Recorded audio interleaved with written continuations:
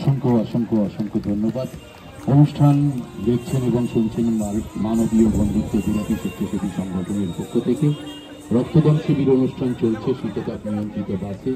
ইতিমধ্যে যারা রক্ত দিয়েছেন, যারা রক্ত দেবেন, যারা রক্ত দেবার জন্য অপেক্ষা করছেন, তাদের সকলকে আমাদের মানব